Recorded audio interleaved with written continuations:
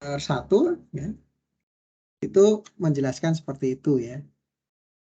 Jadi misalnya probabilitas munculnya nilai 5 atau 6 ya untuk A ya, dan B probabilitas yang genap ya. Itu kalau untuk nilai 5 dan 6 atau 5 atau 6 probabilitasnya adalah 2 dibagi 6. Ya, tadi sisinya kan 6 ya. Nah, sementara yang diinginkan kalau muncul 5 atau 6 ya, berarti kan 2 nilai ya. Berarti 2 bagi 6. Sementara untuk yang ganjil ya ada 3, 1, 3, dan 5. Ya. Jadi munculnya adalah 3/6 atau setengah. Jadi probabilitas munculnya nilai 1, 3, atau 6, 1, 3, atau 5 itu adalah setengah. Nah, berikutnya lagi ya yang perlu dipahami adalah relatif frekuensi. Di mana relatif frekuensi itu adalah jumlah nilai A yang keluar dibagi dengan jumlah percobaan. Jadi kalau kita melempar dadu sebanyak 10 kali, ya, kemudian muncul nilai 1 yang kita harapkan nilai 1 ya sebanyak 3 kali, berarti relatif frekuensinya adalah 3/10. Nah, dengan demikian nilai relatif frekuensi dari dari A, yaitu nilai A itu antara 0 dan 1. Jadi, nah, dengan demikian juga ya sama ya, relatif frekuensi dari S itu sama dengan 1.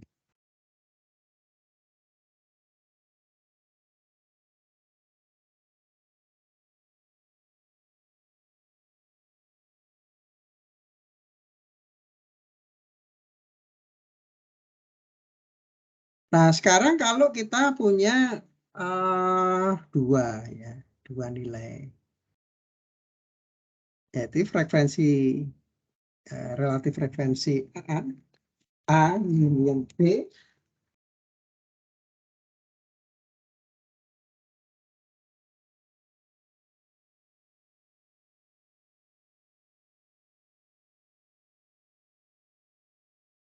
union B itu sama dengan frekuensi relatif dari A ditambah frekuensi relatif dari B, di mana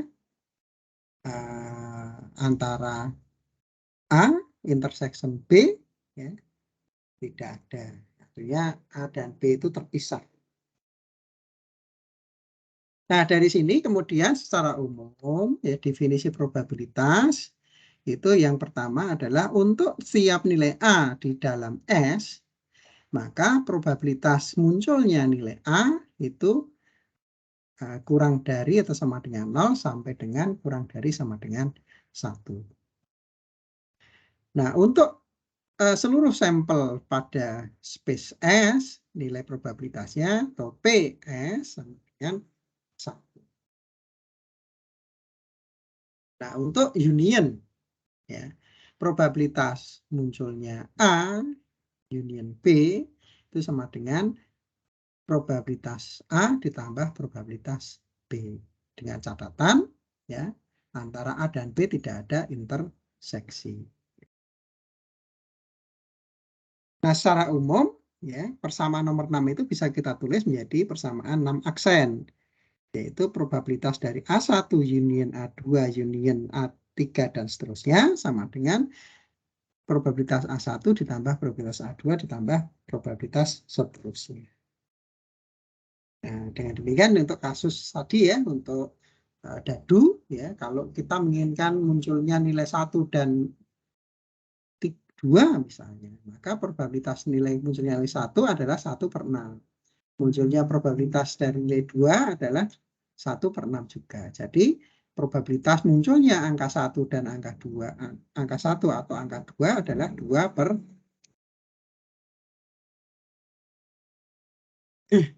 Nah, berikutnya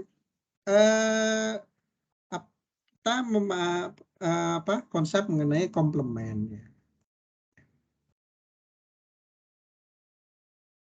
Nah, komplement ya itu adalah ya ini apa? Kejadian dari A ya, yang merupakan komplement dari A itu pada satu sampel space sampel S itu P probabilitas A komplement sama dengan 1 dikurangi probabilitas dari A. Jadi kalau untuk kasus dadu tadi ya, komplement dari probabilitas dari komplement dari 1 itu ya dari angka 1 itu sama dengan 1 dikurangi probabilitas dari A. Nah, dari 1. Nah, angka 1 tadinya 1/6. Berarti selisihnya kan ya 1 dikurangi 1/6. Jadi komplement dari A 5/6. Atau gampangnya gini, muncul probabilitas dari A ya, probabilitas dari angka 1 pada dadu itu 1/6. Nah, probabilitas munculnya angka selain 1 itu adalah 5/6. Itu gampangnya seperti itu. Nah, ini contoh sampel example 2 itu coin tossing ya, itu angka dan huruf ya. Nah, ini juga ya untuk teorema kedua ya, aturan penambahan. Ya, misalnya untuk kejadian A1, A2 sampai AM pada sampel space S, ya, maka probabilitas ya, dari A1 union A2 union dan seterusnya sampai AM sama dengan probabilitas dari A1 ditambah probabilitas dari A2 ditambah dan seterusnya ditambah probabilitas dari AM. Nah, ini tadi sudah ya di persamaan nomor 6 tadi ya, kita tadi sudah muncul di situ ya. Nah, example nomor 3 itu contohnya ya. Contohnya misalnya di sini adalah probabilitas dari apa itu beri kerja garasi ya. Itu 10 sampai 20, 21 sampai 30, 31 sampai 40 dan di atas 40 mobil ya yang apa? Yang pada hari kerja itu terdapat ya ada itu beberapa kelompok ya 10 sampai 20, 21 30, 31 40 dan lebih dari 40.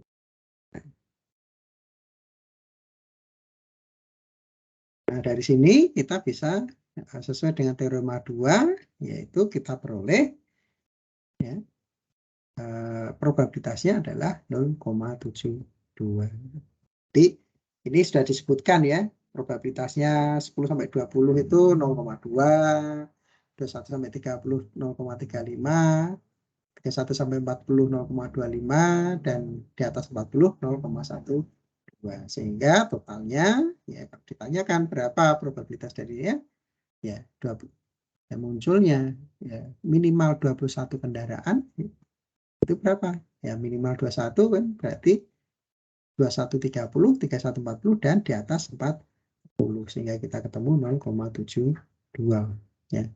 Jadi pada hari kerja tersebut ya garasi tersebut melayani kendaraan minimal 21 kendaraan itu probabilitasnya berapa? 0,72 atau 72% ya gampangnya seperti itu. Nah, teorema 3 itu menyatakan seperti ini ya. Untuk kejadian A dan B di dalam satu sampel space, maka P probabilitas A union B sama dengan probabilitas A ditambah probabilitas B dikurangi probabilitas A intersection B. Ya. A intersection B. Nah, ini pembuktiannya seperti ini ya. Jika kita punya A dan B ya, dan punya interseksi di D, ya, D ini adalah interseksi ya, antara A dan B. Nah, dari sini kita bisa peroleh ya bahwa probabilitas union A union B sama dengan probabilitas C ditambah probabilitas D ditambah probabilitas E. Ini pembuktian teorema yang ketiga. Nah, dengan catatan ini tadi ya probabilitas dari apa intersection A B itu itu sama dengan 0. Ya. Nah, contoh 4 ya, ini menunjukkan tuh ya, contoh nomor 4 itu dari data apa itu untuk dadu ya, probabilitas mendapatkan nilai angka genap ya yang kurang dari 4. Angka genap yang kurang dari 4 berapa? 2. Maka bisa dituliskan ya dalam bentuk teorema ketiga tadi, P probabilitas dari A union B sama dengan ya, 3/6 ditambah 3/6 dikurangi 2/6 sama dengan 2/3. Sebab A union A intersection B itu adalah bilangan ganjil ya kurang dari 4, yaitu 1 dan 3. Bilangan ganjil kurang dari 4 adalah 1 dan 3. Nah, sama kan ya ini ya. Jadi bilang berapa kemungkinan munculnya, berapa probabilitas munculnya angka kurang dari 4 ya, itu bisa ditulis seperti ini.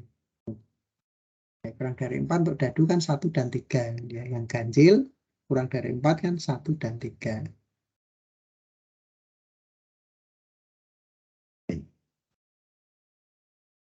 Nah, kemudian jika eventnya itu bebas, ya kejadiannya bebas, atau di sini kita sebut dengan conditional probability atau probabilitas kondisional, di mana B ya, dan A ya probabilitas B probabilitas kondisional B terhadap A ini dinyatakan pada persamaan 11, yaitu P A intersection B, probabilitas A intersection B dibagi probabilitas A. Dengan yang sama ya, probabilitas kondisional A untuk yang diberikan pada B adalah probabilitas A intersection B dibagi probabilitas B. Nah, ini dengan catatan nih ya, probabilitas A tidak sama dengan 0, demikian juga probabilitas B tidak sama dengan 0. Kemudian teorema keempat yaitu perkalian ya. Aturan perkalian. Probabilitas dari A intersection B itu sama dengan probabilitas dari nilai A ya, kemudian dikali dengan probabilitas kondisional B terhadap A sama dengan probabilitas B dikali probabilitas A terhadap B. Jadi nilainya sama ya. Tapi ini nilainya sama, tapi kita lihat ya. Probabilitas dari A intersection B itu bisa kita hitung dengan probabilitas A dikali dengan probabilitas kondisional B terhadap A itu, atau sama dengan probabilitas B dikali probabilitas kondisional A terhadap B. Nah, contohnya ada di example nomor 5 ya. Nah, di sini bisa diperoleh ya untuk M kejadian ya, untuk kejadian yang saling tidak tergantung ya, kita akan mendapatkan ini ya, sampai persamaan 16. Nah, example nomor 6 itu ada contohnya ya, contohnya di mana ada 2 event ya, A dan B. A itu first drawn screw non-defective, dan B adalah second drawn screw non-defective. Nah, dari data yang ada diberikan di sini ya, sehingga kita bisa peroleh probabilitas A intersection B ya, itu sama dengan 7/10 kali 2/3 atau sama dengan 47%. Nah, problem set 24.3 ya, itu ada beberapa contoh beberapa soal yang bisa untuk digunakan untuk lebih memahami teorema mengenai probabilitas yang yang dibahas di section 24.3. Berikutnya pada section 24.4 ya, kita membahas mengenai permutasi dan kombinasi. Nah, permutasi itu dan kombinasi itu membantu menemukan atau menghitung probabilitas dari suatu nilai. Atau gampang istilahnya itu systematical counting atau perhitungan secara sistematis dari suatu angka A atau ya nilai A pada event A ya pada event A, di mana K adalah jumlah dari angka pada sampel S. Jadi kalau dadu K-nya sama dengan 6 ya. Nah, A-nya tergantung nilai yang kita inginkan tadi. Nah, berikutnya ya, sebagai contoh misalnya kita menggabungkan beberapa instrumen ya berbeda-beda, ada 10 ya skru yang berbeda ya. Dan kita secara acak mengambil dari box tadi, maka probabilitas diperolehnya dari suatu angka skru nomor 1 ya itu adalah 10 faktorial, yaitu 1 kali 2 kali 3 kali 4 kali 5 kali 6 kali 7 kali 8 kali 9 kali 10.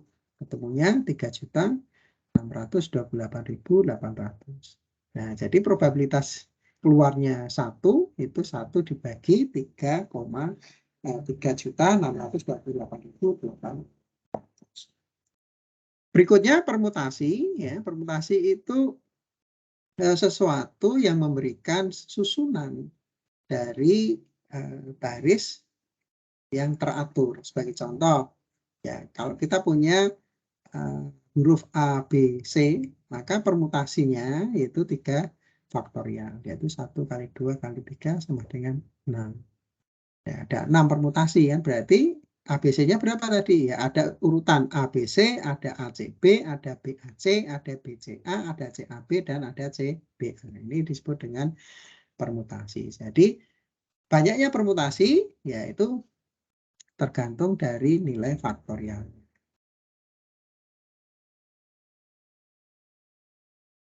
Nah, ini teorema nomor 1 ya mengenai permutasi ya. Nah, ini pembuktiannya ya di sini. Nah, example 1 ini menunjukkan ilustrasi dari perhitungan teorema nomor 1 tadi.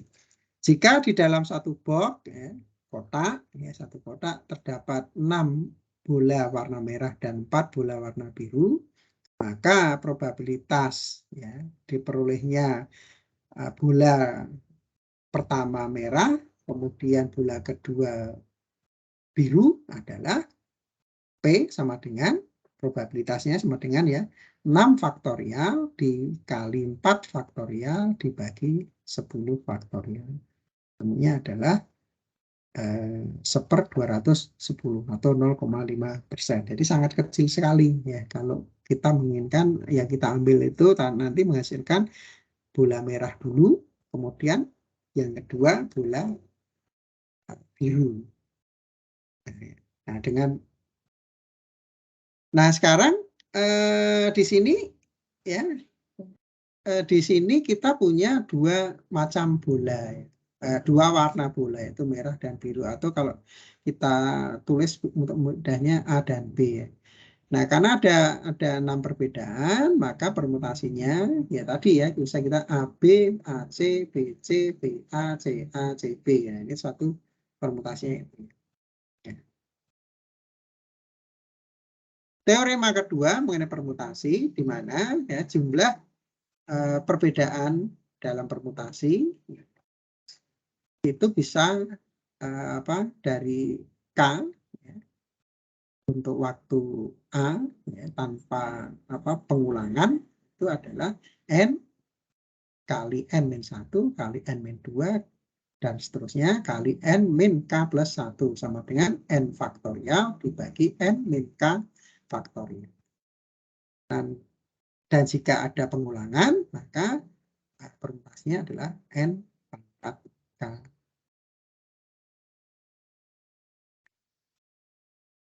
Nah, example nomor 2, contoh nomor 2 itu menunjukkan ilustrasi bagaimana teorema kedua tadi. Nah, sebagai contoh di sini ya, ini ada suatu pesan yang terenkripsi hurufnya, ya, kemudian diatur dalam suatu grup yang terdiri dari 5 huruf, ya, disebut dengan word. Nah, kita dapat menemukan atau menghitung jumlah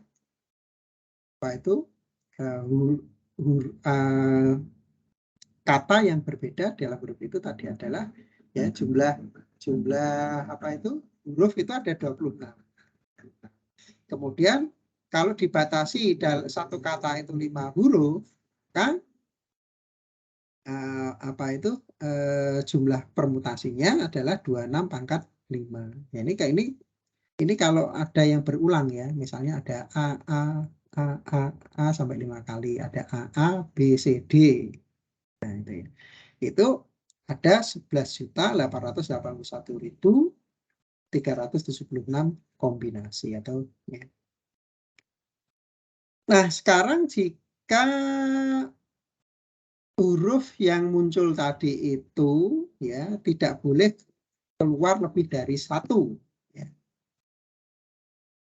Jadi kalau sudah A muncul ya A nggak bisa muncul kembali di di kata tersebut. Maka permutasinya adalah 26 faktorial dikurangi 26 min 5 faktorial. Ketemunya adalah 7.893.600. Nah, jadi dengan demikian ya, kalau kita mencoba untuk menyusun suatu kata yang terdiri dari 5 huruf, ya, jika diperbolehkan huruf tadi itu muncul lebih dari 1, ya, maka jumlah kata yang mungkin ada itu adalah 26 pangkat 5.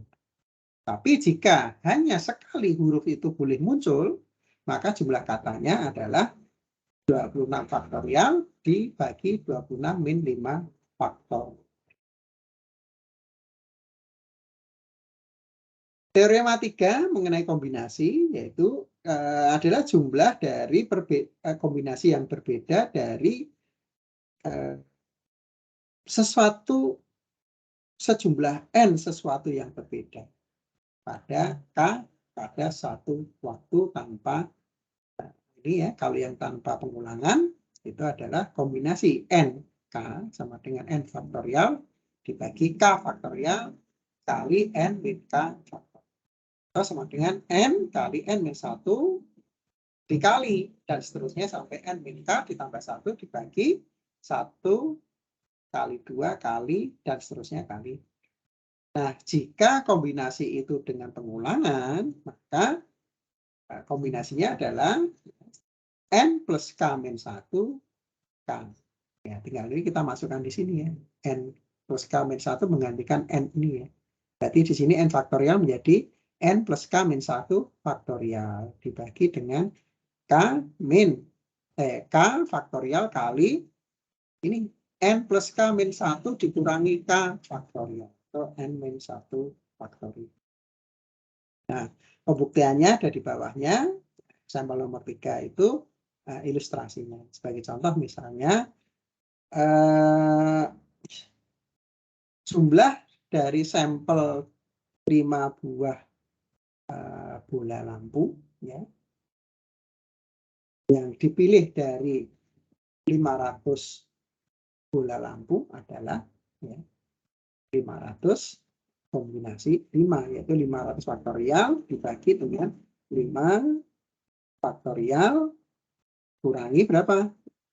500 min 5 faktorial. Ketemunya adalah 255.244.687.602.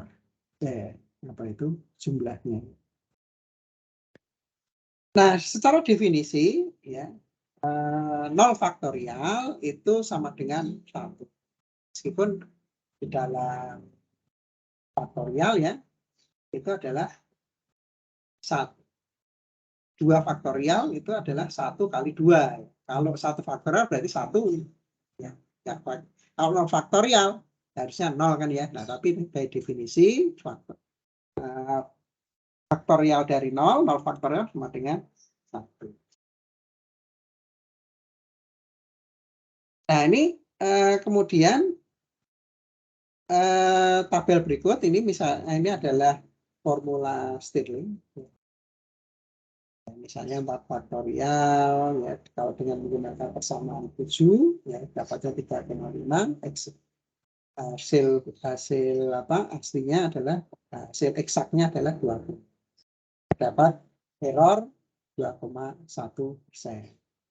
10 faktorial ya errornya 0,8%. 20 faktorial errornya 0,4%. Nah, ini untuk memudahkan menghitung faktorial ya, itu adalah dengan menggunakan formula Stirling ini. N faktorial itu apa itu ekuivalen dengan 2 akar dari 2 Vn ya, kali N per E pangkat N. Nah, kalau di sini E sama dengan 2,718 ya bilangan natural. Nah, kalau dulu ya belum ada komputer yang belum ada program untuk nyari faktorial ya, yang ngitungnya misalnya 10 faktorial ya dihitung 1 kali 2 kali 3 kali 4 kali dan seterusnya. Nah, kalau sekarang sudah ada program ya tinggal faktorial dari 10 faktorial berapa ya langsung ketemu. 2 faktorial berapa? 2, 3 faktorial berapa? 6. 4 faktorial berapa? 24. Nah, itu langsung ketemu. Nggak usah pakai pendekatan formula Stirling. Nah, kemudian ya konsep berikutnya yaitu koefisien binomial ya, di mana didefinisikan sebagai binomial dari A. K sama dengan A kali A-1 kali A-2 kali dan seterusnya A-K ditambah 1 dibagi K faktorial. Mana K bilangan bulat yang lebih besar dari 0. Nah, jika K-nya sama dengan 0, maka by definisi itu sama dengan 1. Dan juga jika A dan K sama dengan 0, maka by definisi sama dengan 1. Ini persamaan nomor 9, ya, ketentuan nomor 9. Nah, untuk A sama dengan N, kita peroleh ya persamaan nomor 10, di mana binomial N, K sama dengan N per N min K. Di mana dengan ketentuan N lebih besar dari sama dengan 0 dan K nilainya sama dengan kurang dari sama dengan 0 sampai kurang dari sama dengan N. Atau bisa dihitung secara rekursif ya seperti persamaan 11 ini ya. Dengan ketentuan K ya, lebih besar dari sama dengan 0. Atau persamaan 8 ya. Sehingga jika kita sederhanakan kita akan peroleh persamaan nomor 13 dan nomor 14. Di mana sumasi dari S sama dengan 0 sampai N min 1 dari kombinasi K plus S. K sama dengan N plus K, K plus 1. Dengan ketentuan K lebih besar dari sama dengan 0 dan N lebih besar dari sama dengan 1. Baik K maupun N harus bilangan atau ditulis sebagai persamaan nomor 14. Jadi ini sama dengan ini ya. Ini sama dengan ini. Yang penulisannya aja PK plus S menjadi P ya. Nah, itu nanti kan ketemunya seperti itu. Nah, problem set 24.4 ya itu untuk lebih memahami dari teorema mengenai permutasi dan kombinasi. Nah, section berikutnya yaitu 24B5 yaitu variabel acak dan distribusi probabilitas kemungkinan. Nah, ini untuk apa? Untuk chapter 24.5 ya, 24.5. Ini teoremanya atau definisinya variabel acak itu adalah suatu variabel acak X itu merupakan fungsi yang terdefinisi pada sampel pada ruang S. Jadi kalau misalnya kita sudah membatasi acak apa itu sampel S-nya, ruang sampelnya itu ada 6, ya berarti probabilitas muncul apa itu secara random ya keluar angka 1 sampai 6 itu secara random ya tidak boleh ada angka 7 ya, angka 8 ya, karena sudah dibatasi dari nilai space S tadi.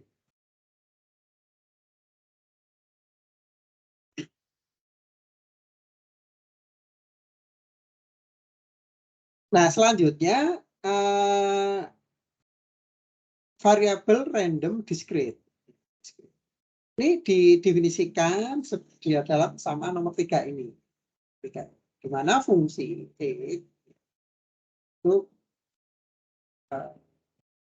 probability J nilai jika X sama dengan XJ dan lain dan 0 ya 0 itu jika selain X sama dengan XJ, di mana J itu sama dengan bilangan bulat 1, 2, 3 dan seterusnya.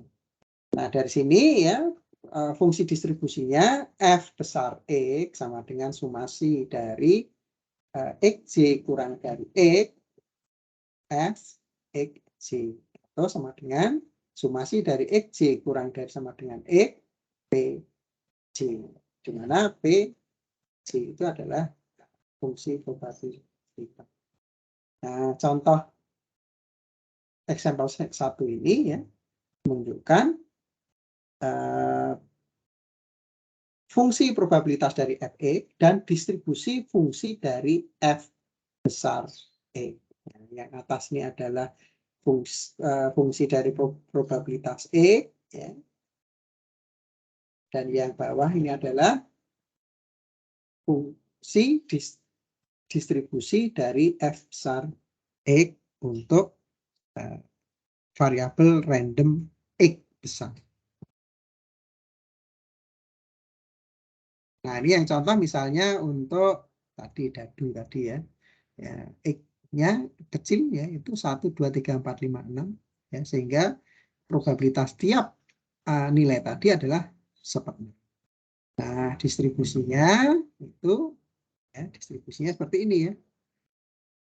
Nah, ini kalau tiap nilai tadi kan 1/6 ya. Nah, sekarang kalau 1 dan 2 maka dia tambahkan ya 1/6 tambah 1/6 2/6.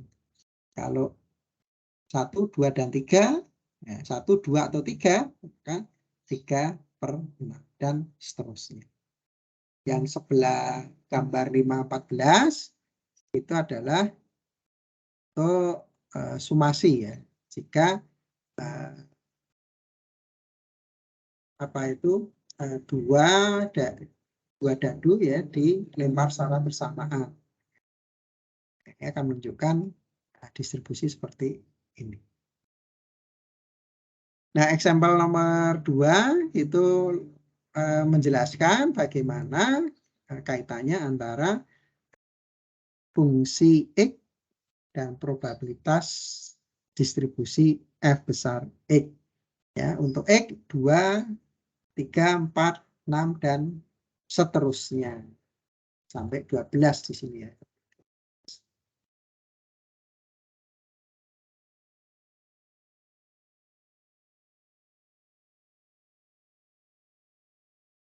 Nah, probabilitas ya yang berkaitan dengan interval ya P, probabilitas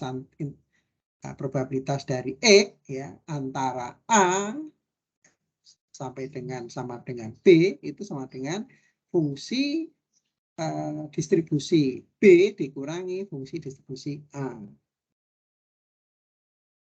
Inilah. Nah, ilustrasinya ya itu di example nomor 3. Ya.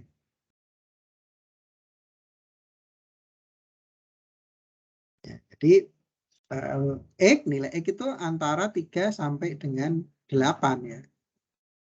Lebih besar dari 3 tapi kurang dari sama dengan 8. Berarti F besar 8 min F besar 3.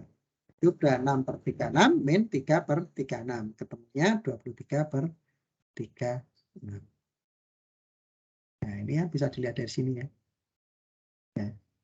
3 per 36, 26 per 36. Ya, ketemunya adalah 23 per 3. Nah, contoh nomor 4 itu adalah persoalan waktu tunggu.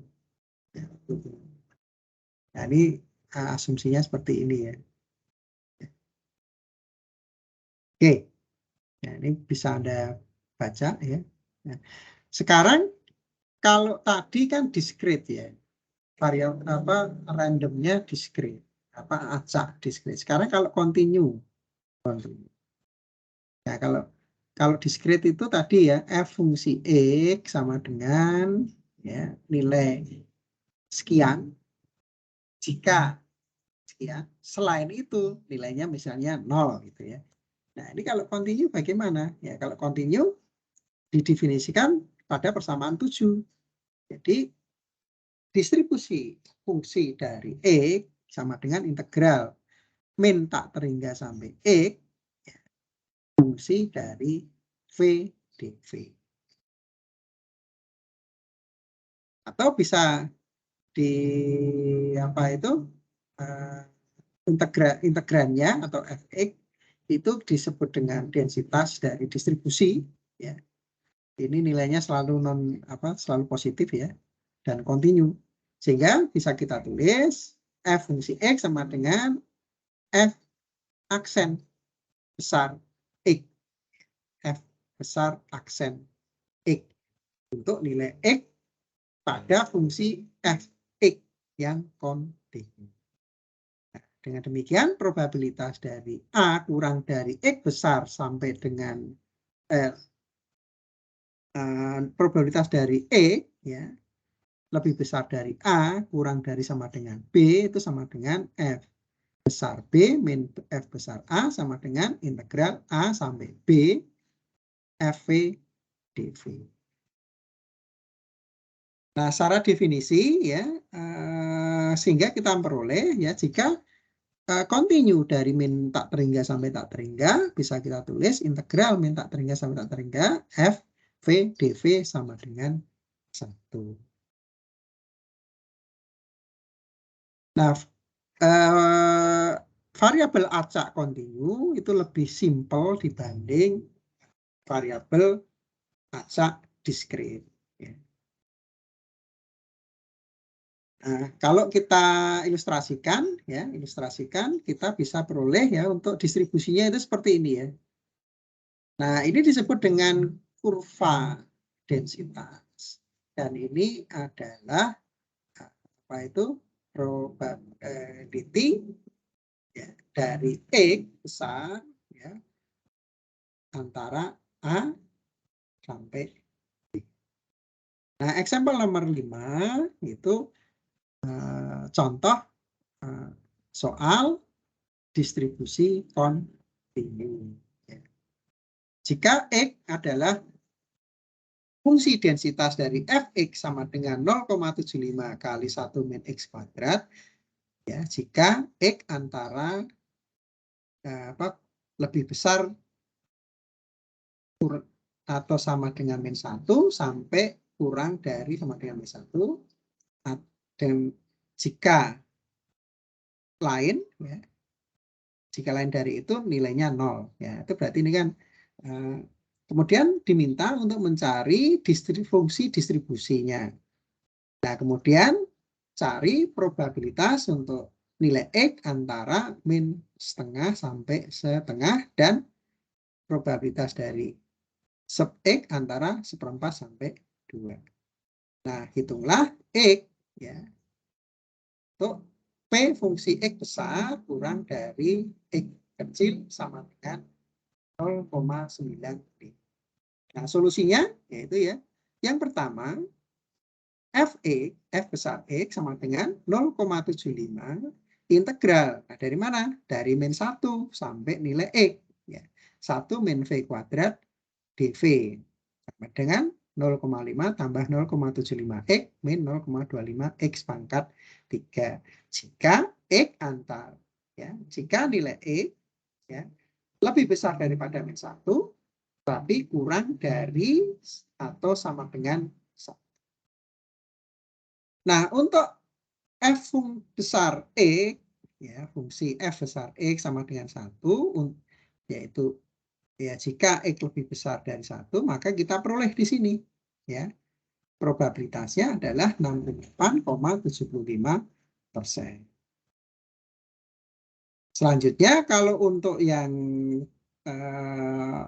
nilai X, ya, 1/4 sampai 2, ya kita peroleh di sini adalah 31,64%. Nah, sekarang untuk nilai X yang menghasilkan probabilitasnya sama dengan 0,9, ya diperoleh X sama dengan 0,73.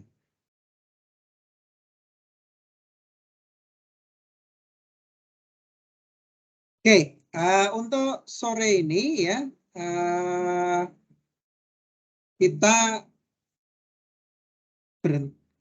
materi sampai chapter 24.5 saja ya. Nah, sebagai tugas ya, Anda kerjakan masing-masing 2 soal dari chapter 24.5 24.3 sampai 24.5. Jadi ada 3 chapter ya. Ya, ada masing-masing chapter Anda kerjakan 2 soal di soal latihan. Ya, ini misalnya problem set 24.4, ya, Anda ngambil 2 soal bebas ya, 2 soal bebas. Kemudian di soal 24.5 ya 2 soal juga bebas. Dan 24.3 2 soal bebas. Nah, tugas nanti disimpan di dalam folder ya. Tugas pertama ya. Tugas pertama. Nah, nanti diisi tiap kelompok ya, mengumpulkan satu saja. Nah, kira-kira itu ada yang mau ditanyakan mengenai tugas? Kalau tidak ada, saya bisa akhiri kuliah sampai di sini. Silahkan kalau ada pertanyaan ya mengenai tugas. Izin bertanya, Pak. Ya, silakan Mas. Perkenalkan, nama saya Iqbal Nuarif dari Teknik Mesin 2020, Pak. Tadi Ya, untuk tugasnya itu kan masing-masing 2 ya, Pak, untuk tiap chapternya. Nah, ya, itu kan ya. pengumpulannya tapi per kelompok. Nah, itu berarti satu kelompok cukup mengumpulkan 6 soal totalnya. 6 soal, cukup 1 saja ya. Jadi satu kelompok cukup satu 6 soal ya. Nanti tidak usah tidak usah individu ya, hanya kelompok saja ya. Ya. Baik, Pak. Nah, Terima kasih. Oke, silakan ya. Yang lain ada?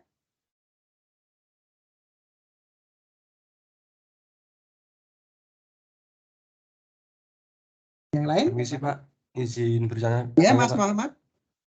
Sebenarnya izin balik diri Pak, perkenalkan nama saya Muhammad Rahmatullah, asal dari Pati Pak.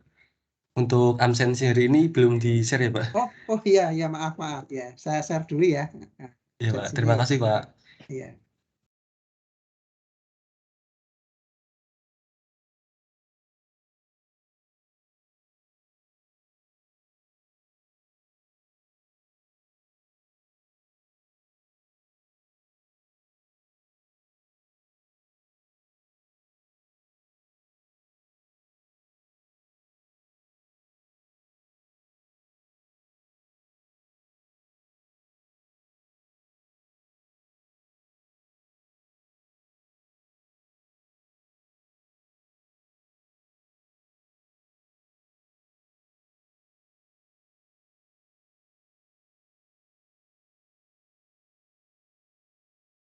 Ya, silakan absen Mas. Ya, saya tunggu ya.